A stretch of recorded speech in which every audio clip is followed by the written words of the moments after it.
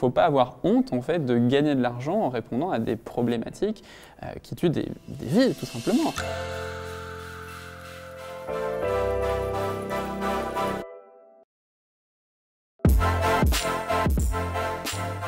La blockchain, c'est une technologie qui permet de stocker et de transmettre de l'information de façon sécurisée, transparente et décentralisée, c'est-à-dire qu'il n'y a pas un organe central. Et imaginez un livre géant.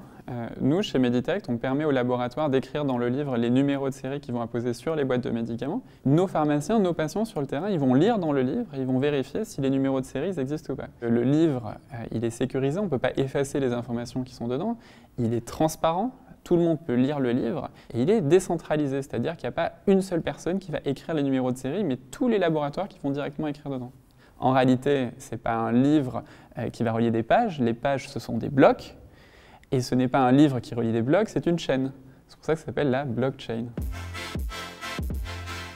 C'est juste une technologie qui permet d'amener un niveau de confiance en fait, plus important.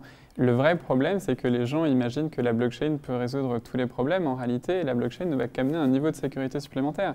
Donc non, la blockchain, ce n'est pas la solution miracle, loin de là. Chaque année, 1 million de personnes meurent à cause des faux médicaments selon l'OMS. Et principalement, cela se passe dans les pays en voie de développement. On réfléchissait au début à une solution peu coûteuse, et ce qui est assez intéressant, c'est la sérialisation. C'est quoi? C'est le fait d'avoir un numéro de série sur chaque boîte. C'est un data matrix, un QR code imprimé sur chaque boîte. Dedans, il y a un numéro de série, et on s'est dit, OK, ce numéro de série, on va le sécuriser quelque part, et c'est la technologie blockchain en fait, qui permet de le sécuriser avec un niveau très élevé. Lorsque j'étais étudiant à l'Université de Bordeaux en santé publique, j'essayais de pousser mon projet auprès de différents professeurs, auprès de différents docteurs en médecine.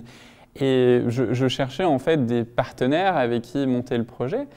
Mais le vrai problème, c'est que quand vous n'avez pas d'argent, c'est très dur en fait de trouver des développeurs et motiver des personnes à travailler bénévolement. Et ce qui s'est passé, c'est que la région Nouvelle-Aquitaine nous a très gentiment proposé de venir à Viva Technologies, un événement start-up où on a pu exposer en fait, et présenter le prototype que j'avais moi-même développé, quelque chose de ridicule. Et en fait, on a vu des business angels qui se sont intéressés à notre projet. Et quelques mois après, on levait des fonds avec ces business angels, on a commencé à recruter, à avoir une vraie équipe. Et c'est en fait grâce à ça qu'on arrive aujourd'hui à répondre à un vrai problème de santé publique. Donc c'est pour ça qu'on a décidé de créer une start-up. Et aujourd'hui, voilà, on est très fiers de travailler au sein d'une société qui arrive à générer des revenus tout en répondant à des problématiques de santé publique.